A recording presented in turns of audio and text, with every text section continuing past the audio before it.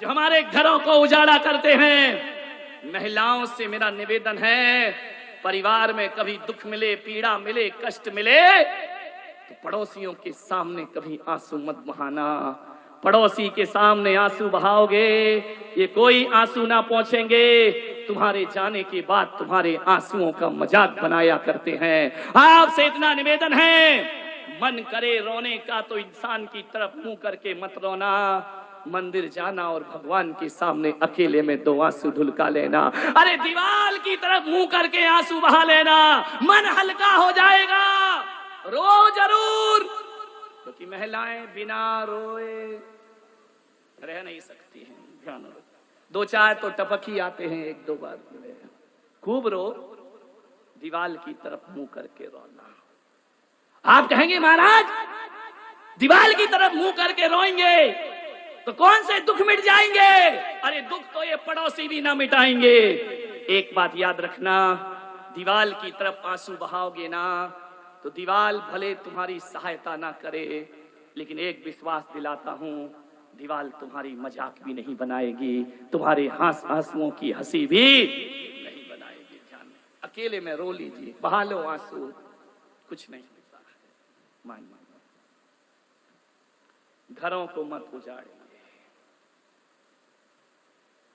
क्या हो जाता है तुम्हें?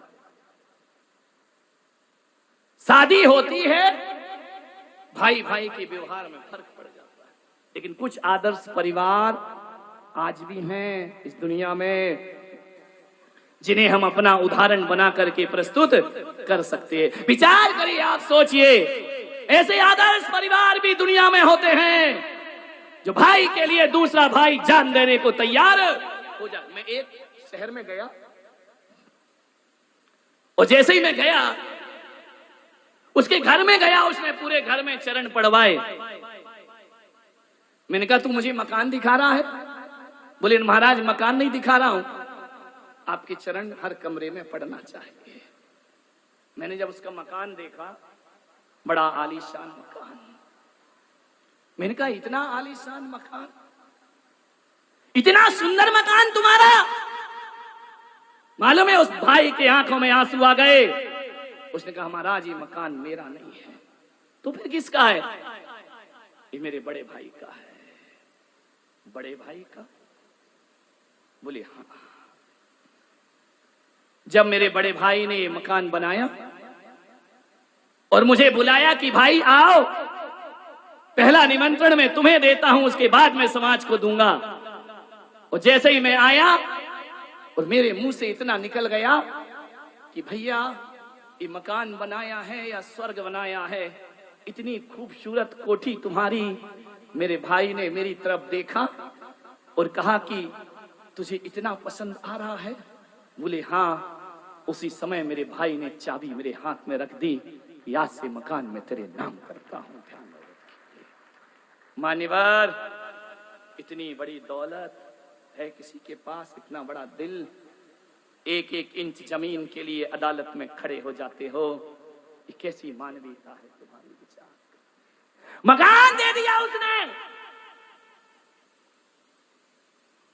विचार करिए आप, एक शब्द निकला कि मकान सुंदर है, भाई ने कहा आज से इस पर तेरा अधिकार। मुझे एक घटना याद आती है, मैं बचपन में था, मेरा एक अमीर दोस्त था, उसका जन्मदिन आया, उसके भाई ने उसे एक चमचमाती कार इनाम में दी।